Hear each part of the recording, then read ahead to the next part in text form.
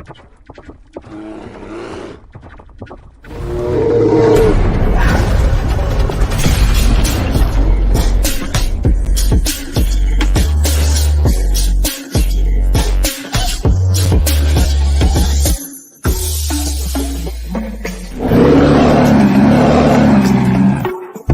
to Bare Bones.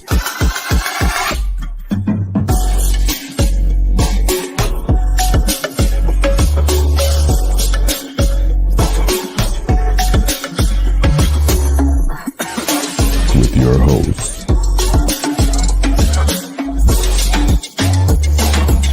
Dr. Mason West.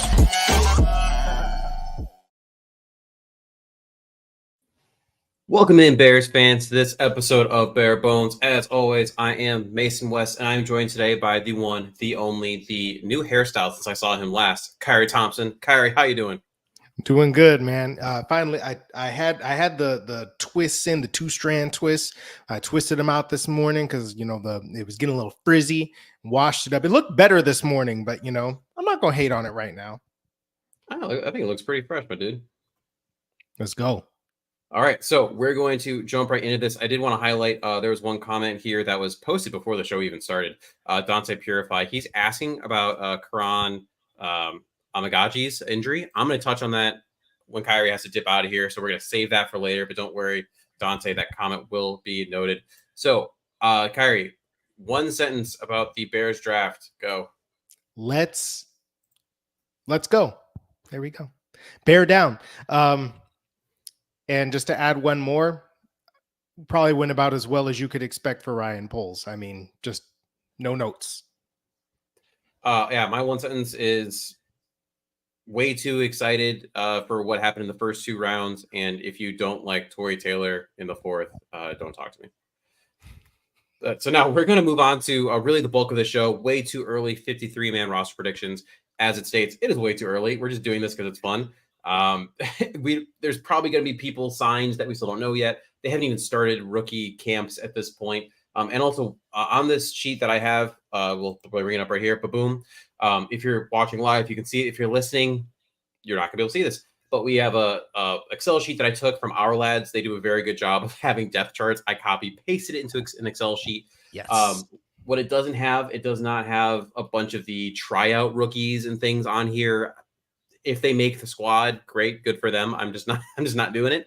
The only 2 that I did specifically add on here, just because, or there's a couple, but one highlight, John Jackson, played with and is friends with Caleb Williams. Probably part of the reason he got an invite, but we'll dive into that. We'll start with the receivers because that's what's at the top of this. Khari, who's making the squad from the receivers? I think as we have it there. So let me go ahead and list them off. We got DJ Moore, Dante Pettis, Colin Johnson, Roma Dunze, Bayless Jones Jr., Nasimba Webster, John Jackson, Keenan Allen, Tyler Scott, Peter LeBlanc. That is way too many names. And I would think that they're probably only going to keep 6. I would agree.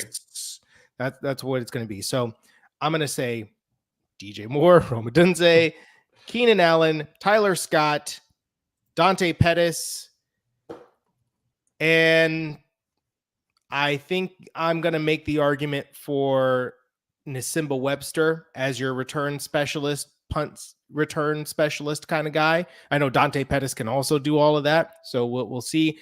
I'm kind of out on Bayless Jones Jr. at this point. I just don't know what he adds, and I know they changed the kickoff rules, all that good stuff, but if that's really all he does, I just don't see the value of him being on the roster. And if you're watching live, you'll notice there's a little number 93 up here in the corner. That's the total number of people currently listed in the Excel sheet on the roster. You'll notice that number goes down. So we're going to try to get to 53. I agree with pretty much everything you said. DJ Moore, Roman Allen locked in. Tyler Scott for now locked in. It really just becomes about that 5 and 6 spot. I'm torn. Either Dante Pettis or Bayless Jones will not be on this team in some capacity. I don't know who. Bayless, to me, it has the help of the fact that there's the kick return rules that are changing. Dante has the help that so apparently no one else can catch a punt like on this team over the last couple of years. I think Colin Johnson was able to play, but last year for the Bears a bit, but he played a little kind of that weird hybrid tight end role. Yeah. So I don't know if that'll stick or not, but I think, yeah, we can delete Freddie Swain. Bye, Freddie. I think we can delete. I don't know much about Peter LeBlanc, but I think we can get rid of Peter LeBlanc. Is there a chance? Nasimba Webster is interesting, but he's probably another practice squad guy. So we can probably get rid of Colin and Nasimba as That's well. I guess the question just becomes, to me, I feel like one of these two, like I said, will be gone. And is it someone who it just isn't cut yet? Like, can a Malik Washington or a Taj Washington be cut from the Dolphins and be added to the squad? Because I don't think they can carry that many receivers that they have out there in Miami. That's going to be the interesting question. I think especially if Taj Washington ends up free, I could totally see him being a Bear, because I think he just works. He just works with Caleb Williams. And he also down at the Shrine Bowl, I saw him working on his punt return. I think that is absolutely something that he can do. The argument for Velus Jones Jr. is going to be the speed and the athleticism, which, I mean, look, Dante Pettis, Velus Jones Jr. is just faster and, all that stuff than Dante Pettis. I just feel like Dante Pettis is better than Velus Jones Jr. at pretty much everything else aside from that. And I feel like we're past the point now where we're playing around with roster spots and developing people, aside from the quarterback and this year's rookies. I mean, the only thing I'll add on this really is if you look down, if you're watching live, at the running back spots. We can kind of jump to running back and combine this in the receiver, because you have DeAndre Swift, Khalil Herbert, Roshan Johnson, Travis Homer, and Ian Wheeler. I did an interview with Ian Wheeler, really cool dude. And actually, if you go and watch some of his tape, he's a pretty darn good kick returner. Could the Bears hold on to 4? So I'm gonna kind of say like Travis Homer gets the heave-ho. Could they keep 4 running backs with Ian Wheeler and he's your kick returner, making Velus Jones dispensable? Potentially, because I think that 4th running back is going to need to be a 4-phase special teamer, and that's really what Travis Homer was. Ian Wheeler gives you a slightly cheaper option at that. So if he can do it, I would go ahead with that. Because your top 3 running backs, they all have different flavors of doing things. DeAndre Swift is your 3-down guy. He can do it all. Khalil Herbert is your change of pace. He slashes and creates big plays. And Roshan Johnson is your, he can easily be your 3rd-down back, blitz pickup, catches the football, all that good stuff.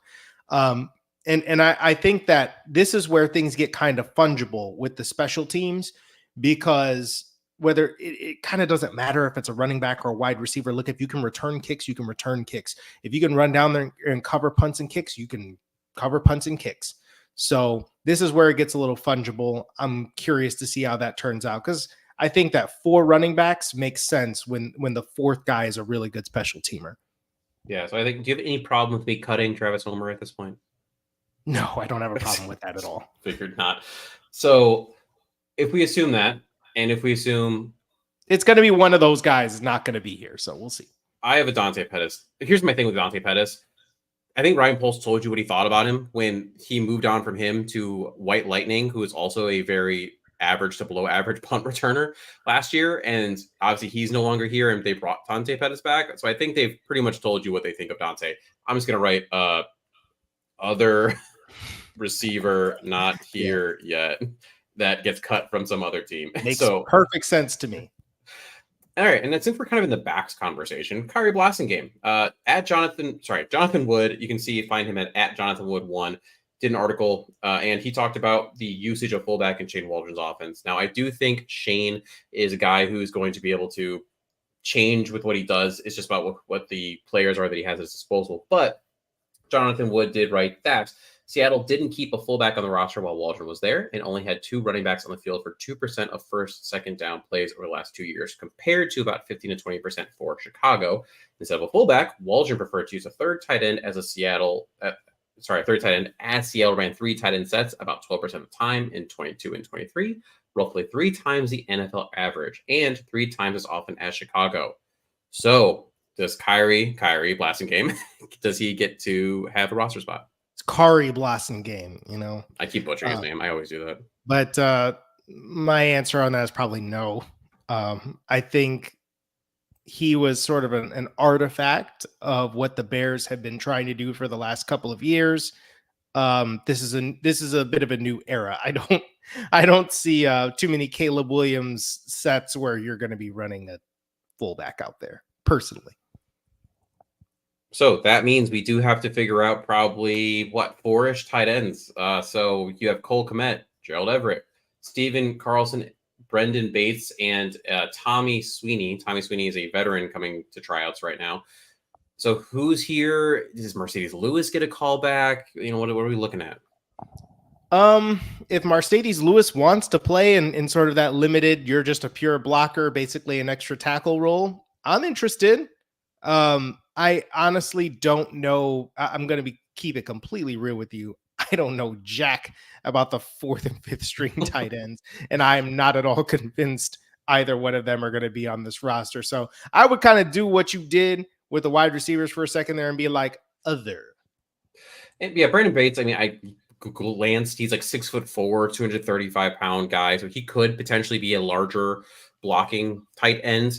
But yeah, I would agree. We're just going to say other at someone else that, whether it's an undrafted free agent they haven't brought yet, someone that gets cut from another team, that gets brought in as that tight end, or maybe Mercedes Lewis gets brought up because he did fine. Not just fine, he did good with that role. Absolutely. Yeah, I think he's clearly got something left in there. So with the rule, and correct me if I'm wrong on this, I believe that teams can carry 2 quarterbacks and then they can elevate an emergency quarterback on game day or have one available, correct? Yeah. So it's like if you keep 3 on the active roster, you can designate one of them as the emergency quarterback, and then that doesn't cost you a roster spot, as I understand it. So Caleb Williams, is he going to make the roster? I mean, toss up for me. Yeah, maybe, right? So Caleb Williams, Tyson Bagent, they're locked to the roster. Who does Brett Ripien make the roster? Does Austin Reed make the roster? I don't know why this says. I don't think Austin Reed's going to make the roster. Again, saw him up close. He's fine, but he's a camp body. I don't see him doing much. Honestly, like when I look at Tyson Bagent, I'm kind of like, man, does he really need to be locked into this roster? I mean, as of right now, he basically is. You don't have too many other options. I would be on the lookout for other veterans that may or may not come available, because I feel like right now this quarterback room feels too inexperienced to me. Brett Rippon's been in the league for I think like 4 or 5 years, something like that, and he's been in iterations of this offense before. But I would just be curious to see if there are other veteran mentors who've been around a little bit longer that could, sit in that room and work with these younger guys. I feel like if this is really where you're going to go with this and, keep these 3 guys, then sure, I could see it. And then maybe, Rippon is your emergency third, or maybe you only go with 2. I think that could honestly be a thing that happens. You go with 2 and you keep one on the practice squad. In which case I think Rippon is probably that guy, because at least helping you get up to speed with the offense. That's his role. Yeah, because I don't know. I mean, like, let's say you cut him. Is anyone really banging down the door and going to sign him to their 53? Probably not. No, he's not. It also opens up a spot for someone else. O-line depth would be important. Ryan Tannehill is out there. He could definitely be a veteran presence. I almost lean towards he's more important next year, the year after that, because of, when you're truly pushing to win something. But for now, we'll cut Brett. We'll keep Tyson. Offensive line. So you got your starters that are here. Braxton Jones, Tevin Jenkins. We're assuming and believe Ryan Bates, based off what we've heard Ryan Poles talk about. Nate Davis, Darnell Wright. So we're looking back here, 2nd and 3rd string. Karan's going to make the roster, right? Coleman Shelton's going to make the roster. Matt, so my question first to you is, does Larry Borum make the roster? Because he's got that funky, if he's on the roster by a certain time, he gets a certain escalator thing. See, to me, it feels like it kind of feels like a Larry Borum or Matt Pryor. That's a question I cannot answer for you. I'm not going to front you. I can't answer that question, because I think Larry Borum is fine as a swing guy that you can throw in there if you need it at either tackle spot. I think that's his value. You can put him in at either tackle spot. You can play either one. He's not good, but he's a backup tackle, so you kind of don't. You're not expecting him to be great. You just need him to be a warm body in there for a little while. I think that his familiarity with the team potentially gives him a leg up over Matt Pryor, who has not been here. But I can't say that I think he's a lock for the roster. If anything, I'm probably going to lean towards he gets cut. I think they brought in enough. For some reason, they really like Jatari Carter. They've kept him around. They've used him on the roster consistently. So, right, I mean, he's I think pretty much a lock for this. They brought in guys like you said, Matt Pryor. They brought in guys like Jake Curran, who did play in Seattle, so he's got familiarity with Waldron. So, if anything, like I think they've created a situation where, hey, Larry, you got to prove to us you need to be here, and let's just assume that he doesn't because he really hasn't done much. Bill Murray, staying or going? Practice squad, right? He's a practice squad guy. And again, he was like that in New England where, I got to see him up front. He was a guy that, changed from defensive line to offensive line, and they loved his work ethic up there, and they really liked having him in the building. He's just not, he's not somebody that you can actually play right now. And then again, a guy that they've, kind of kept around and we're like, what's the deal with him? Avante Collins. Yeah. It's like, hey, that's another sort of fringe roster practice squad guy, probably more practice squad, but I think you make a good point. They have so much depth. As long as you have one swing tackle, one good backup offensive, or like interior guy, and then somebody who could kind of do whatever, which I feel like might fit. Jatari Carter might fit that description. He's athletic enough to kind of do whatever it is that you might want him to do. Yeah. So we're going to say Jerome Carvin gets cut. Doug Kramer, let's be real, you're not really losing. No one's throwing him on their 53, so he's a practice squad guy. I just want to bring up Theo Benedict. He's interesting just because of where he comes from. He played in Canada, and his counterpart on the opposite side of the line got drafted by the Lions. Again, a really interesting guy. I would like to see what happens with him. So, I mean, I don't think I don't know. For some reason, I have a good feeling about him, but he, again, probably gets cut. So what does that leave us with? 1, 2, 3, 4, Practice 5, 6, squad. That's 10. Yeah, all right. So that's 10 people. One more person should probably get cut. Aviante or Jatari Carter? Who gets cut? Avante. All right. Avante gets cut. Gone. All right. That is pretty much the offense mostly sorted out. So we're going to take. We got to slash Curran, or are we keeping him? I think we're keeping Curran. I think because what is that? 5, 6, 7, 8, 9. No, that's 10. Yeah, that's 10. That's too many. That's too many. It's either 8 or 9 in my opinion. Yeah, it's got to be one of those. We'll cut him for now. Yeah, we'll cut him. I do think he might be more likely than Matt Pryor for familiarity reasons, but he was occurring from what I looked at has been very replaceable in his career so far. So we'll go with that. But with that, we'll take a quick break, and then we're going to pop back and go to the defense.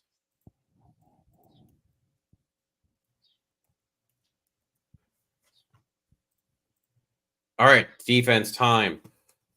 There's some obvious people, right? We don't have to worry too much about like the Montez Sweats and Andrew Billings of the world. No, we're good. We're good. So Montez Sweat, Andrew Billings, Gervon Dexter, DeMarcus Walker, TJ Edwards, Tremaine Edmonds, Jalen Johnson, Jaquan Brisker, Kevin Byard, Tyreek Stephen, Kyler Gordon. They're all making the team. Zach Pickens making the team. I'm not going to. Austin Booker, rookie draft pick. He's going to make the team. The pull straight up for him. Jack Sanborn making the team. Yeah. Michael Dwumafore is he making the team? Who? That's my point.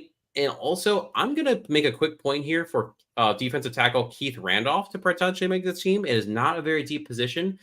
He was someone that people thought was going to get drafted, and he was pretty good in Illinois. I think he has a chance to make the squad.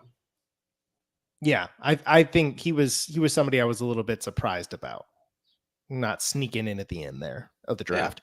Yeah. I feel like Noah Sewell makes the team. Cool. Terrell Smith makes the team. Mm-hmm. Simone Biles' husband makes the team. Elijah Hicks probably, unfortunately, makes the team. We'll I mean, see. is Tarvarius Moore or Adrian Colbert going to beat him out? Well, okay. Adrian Colbert is. I'm not going to say no because I mean, look, Adrian Colbert. I've seen him in camps. I think he's probably a better player than Elijah Hicks, honestly. And he's a again a core special teams kind of guy. Like Adrian Colbert is a playable backup. I feel like every time Elijah Hicks gets in the game, I'm just like, why? Why are you here? So do you want to cut Elijah? I mean, look, it totally gut reaction. Yeah, sure, I would cut Elijah Hicks. He's gone because you haven't really seen. You're like, I'm not going to argue with that. I'm fine with it. Perry Nickerson, you can be cut. He is a cornerback that is here for a veteran tryout. Nickel corner, Josh Blackwell. Does he get to stick around? And Jalen Jones, backup cornerback. My first thought is, yeah, he could stick around. Josh Blackwell. Cool. I mean, especially when you're talking about Kyler Gordon and, he's good when he's on the field, but health is kind of a thing for him. I would agree with that. And he's shown to be pretty useful when he's played. Same with Jalen Jones. I mean, he's shown he's been pretty useful, so I think you could probably potentially keep him around. So let's go back to the D line. Jacob Martin out of Indy, right? So potentially there's some crossover thought process there, and there's also not a lot of depth on that defensive end position. Does he make the team? And what about Khalid Kareem, also previously at Indy? Does he make the team? Oh my God. I honestly haven't looked at Jacob Martin closely enough. I feel like Khalid Kareem, he's somebody that I at least know of, and I know they've had him in the building, so I can definitely see that. A guy on the interior that I do like, though, Byron Cowart, a guy that I saw him a bunch at New England. I think he's a solid backup on the interior. I like Cowart. I would like to see him make the team. Okay, let's pretend he does. Because you can't keep both Jacob Martin and Kareem. Probably I'm going to lean Martin just because they recently have signed him, and I think the Kareem experiment they've had him in the building, and we let you go. Yeah, it also potentially opens up. I started watching some tape on Jamari Karoma. I kind of like him. I'm not saying he's going to for sure, and honestly, I think he can make the team over Dominique Robinson because the Dominique Robinson experiment's not been good. I feel like that's how I am kind of looking at it. Dominique Robinson is by no means a lock to make this roster. I mean, he has the athleticism is great, but it's 3 years in, man. He hasn't done anything. Micah Baskerville, I like him, but probably not. He's probably practice squad. Amon, I'm not going to say that last name. I don't know if you want to take a chance at it. Nope, I got no shot. Zero. Probably both cut, correct? Probably. And look, linebacker is another one of those positions that you're going to find guys getting cut. Because we're talking about special teamers at this point. Exactly. Greg Stroman, does he make the team? Let's see. How many corners do we have? So right now, Jalen Johnson 1. We got Terrell Smith 2, Tyreek Stevenson 3, Kyler Gordon 4, Jalen Jones 5, and Josh Blackwell 6. And that's before looking at. And that's without the nickels. I could see him making it over Reddy Stewart. Yes, because I think that Stroman can play either inside or out if you need him to. Tarvarius Moore and Adrian Colbert. So we're saying Adrian Colbert probably makes it. Tarvarius Moore then would be a cut. Douglas Coleman, he is a strong safety, probably cut. What is happening with Quindell Johnson, right? Because he was brought in late. Yeah, so Quindell Johnson was a guy that I was quite interested in last draft. He's very athletic. I can't remember who drafted him. I thought it was like the Rams or something, and they let him go and he gets scooped up. I like that. I like getting him on the squad.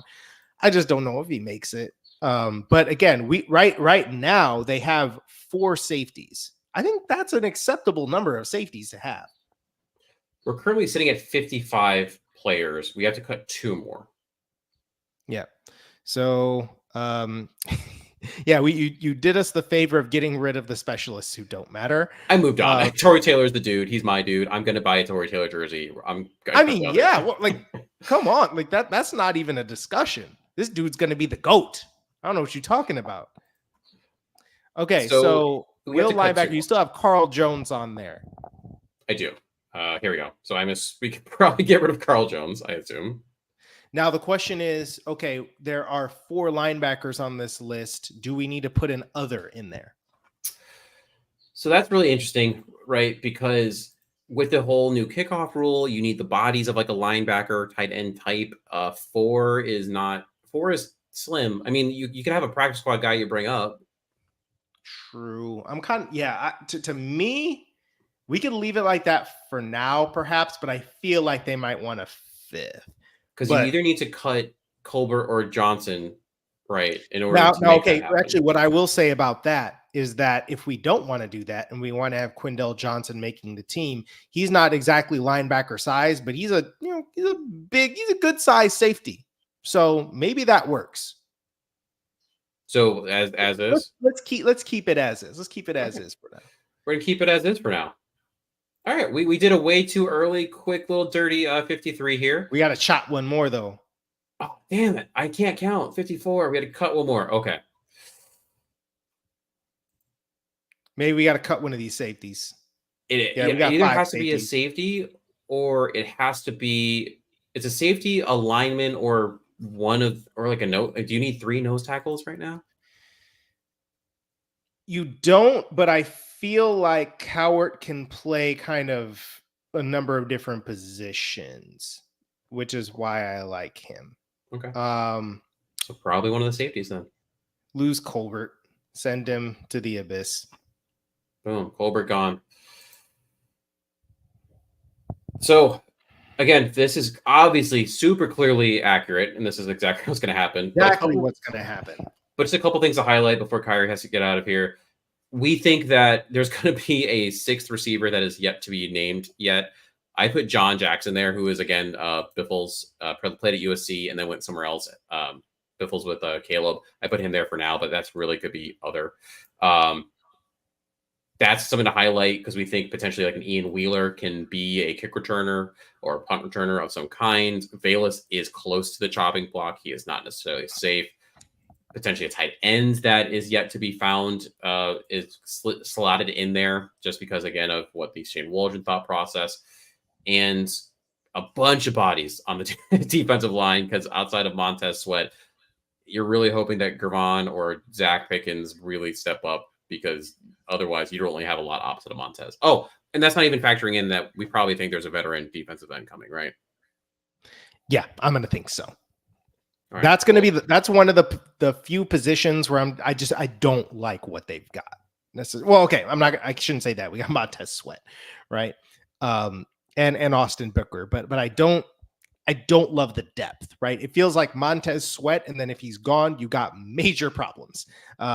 Which would probably be the case anyway, even if you sign a veteran, but I still would like a veteran signing. All right, Khari, I'm going to let you run. I know you got stuff you got to do. Is there anything else you want to highlight regarding the 53 or the draft before you get out of here? Sure. I actually wrote something up on this because Lester asked me to, our fearless leader. Ryan Poles. I don't know if you've seen this floating around, but Stephen Patton, he's an analytics guy, economist who does some really interesting work tracking trends in the NFL. And he had the Chicago Bears as having the highest level of what he calls weighted position surplus over expected in the draft, which is essentially like, I'll try to boil this down bare bones, but he pulled out one of the most valuable drafts in the league with only 5 picks, which is awesome. And he did it partly by trading back into the draft to get Austin Booker in the 5th round by giving up a future pick to get up for Austin Booker. And I do think there's that interesting dichotomy of, Austin Booker's positional value in the 5th round is somebody who was a top 100 player on a lot of people's boards. Hell of a pick on paper, especially from an analytics standpoint, to find someone that valuable that late. On the other hand, analytics don't love drafting a punter in the 4th round, but that punter could probably be really, really good and quite valuable for this team going forward. I just think it's such an interesting way of looking at what the Bears did from a purely athletic analytics standpoint. But whether you're looking at analytics or the eye test, Ryan Poles got it done in 2024 in this draft. You got to feel good about it. I mean, I think what the analytics aren't factoring in, though, is that Tory Taylor's from Australia, where everything is backwards. The toilet spin the other way. So you have to flip and inverse that number, so you actually have a positive gain. Yes. And as one of our commenters pointed out, Cliff Victoria, listen, all those picks that Ryan Poles traded away for Montez Sweat, Keenan Allen, a 4th rounder, Ryan Bates for what was that, a 5th or a 6th that he gave up for Ryan Bates? It was a 5th, I think. Yeah. Look, these are starting caliber players that he got for late round picks. Once again, I think the team building process, the bottom line is that it's pretty sound, and you should feel good about where the Chicago Bears are on paper going into 2024. I do. All right. That's awesome. Thanks for popping on, Khari, and catch you on the next one. Yes, sir. Till next time. All right. So I'm going to go solo mode a little bit. So if you have any questions, whether it's draft, whether it's 53, just anything really, throw them in the chat. I'll answer them, a couple of them as we get to it. I do want to go back to that one that I talked about at the top of the show, Dante Purify. He had asked, what injury did Karan Amagaji have, and what's the prognostication for recovery? So he had a quad tendon rupture. And when you look at that, so normally it takes about 4 months to recovery. Most of the time it's surgical, right? The thing that's really interesting too is you tend to see this in the older demographic. I'm not gonna lie. So it's usually like 40 and plus. So anyone who's 40 over, I'm not calling you old, but for in NFL years, that would be ancient.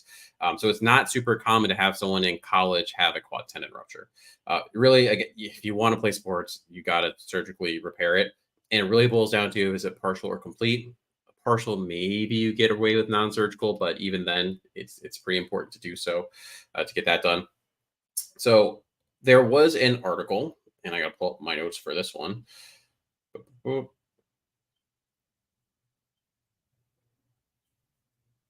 There we go. All right, there was an article that was published a little while ago. This is back in 2013, but it looked at basically NFL quad tendon ruptures and what that looked like.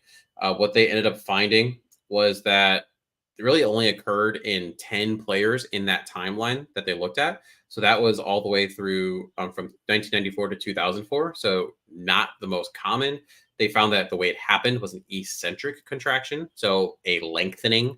So, think about like a squat, right? When you squat, that's the quad lengthening. And basically that quad is not strong enough, lengthening across the kneecap, potentially across the hip, you get a rupture. Only one player had same side extensor mechanism symptoms. So basically that you were having pain with the hip as well as with the knee. They found that 11 players had a complete rupture of the quad tendon and 3 had partial tears. So they found that more often than not, it's a pretty hefty complete tear. All the ruptures that they found were treated with surgical repair, and 50% of players returned to play in regular season NFL games, which is great news. There was a trend toward earlier draft status for those who returned to play compared to those who did not. And then for those who returned to play, the average number of games after injury was 40.9. Now, that number is a little skewed, in my opinion, because, again, more often, these were looking at NFL players, so people that were already there. So I didn't share the data for which were the 11 people they looked at, but my guess would be they were going to be people on the older side. So maybe, a good example actually of someone that had that was, I'm blinking on his name right now. I will get there. Oh yeah, Jamal Adams, right? Jamal Adams had that, and he is not old, but he's not on the young side either.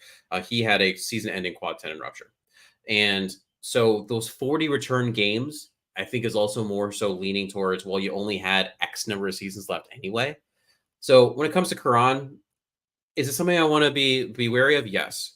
I mean, the Bears had him in, though, for a top 30 visit. They had the medicals for the combine. So if they're comfortable with it, I'm comfortable with it. And especially considering his age, that is something that,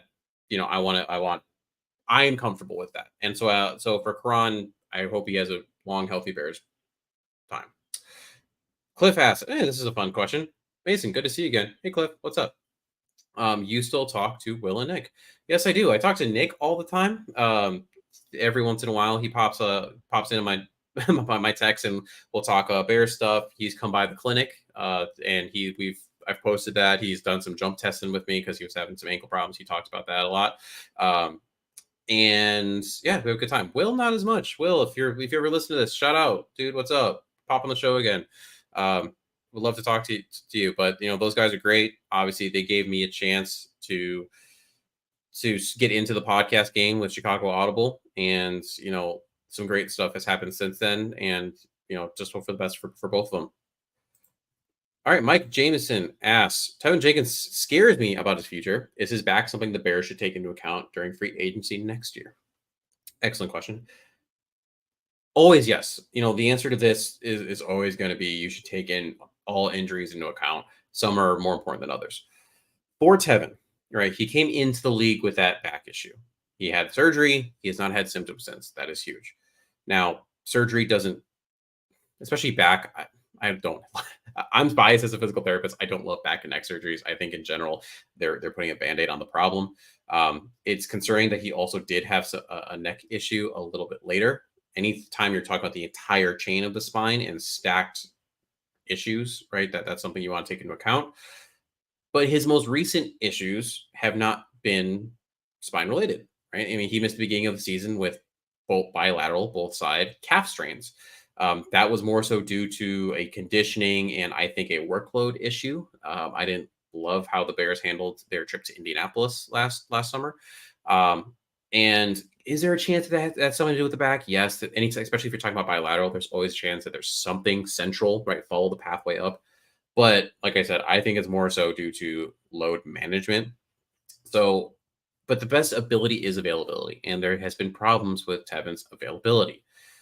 This last summer, we saw guards getting a lot of money. The reason for that, right? You're seeing a lot of defensive interior players getting a lot of money and being good and being impactful. I mean, the Chris Jones of the world, as an example. So you need good guards to stop interior pressure. Now, should Tevin get top of the market numbers? Based on that, probably not. I don't, he doesn't have the accolades that would promote him to get high pay, right? He doesn't have all pros in his first couple seasons. He doesn't have Pro Bowls, and he has the injury issues. So with all that being said, do you factor it in for the injuries? Yes. Does it stop you from bringing him back? No. Now take this. You have to see what happens this year. This year, if he misses more games than he plays, you can't bring him back. You just can't. If he misses 3, right, and it's because he rolled an ankle, yeah, you absolutely can bring him back. And you can pay him, not top of the market, but you can pay him a decent amount. But yeah, that's all the questions that you all had in there. Keep up here. We're going to definitely have some shows in the off season. Once they do the schedule release, which should be next week. So we might have a show on Thursday, whether that's just me or if that's going to be one of the podcast members here, Danny or Khari, or maybe we'll have some special guests. As news rolls out, we'll have things. And one other thing too, for those of you who stayed, thanks for sticking around this long. We have some really cool stuff coming, not just with the podcast, but Second City Gridiron in general. Right. So Second City's got some cool news coming out. I don't know what I can or cannot share at this point, so I'm not going to. I'm going to leave that to the big dogs to do that, but be on the lookout for that news that should be coming. It's really exciting. Some really cool stuff. Yeah, future shows. We should have some cool things for you going forward. But yeah, that's all we got for tonight. Bear down, everyone.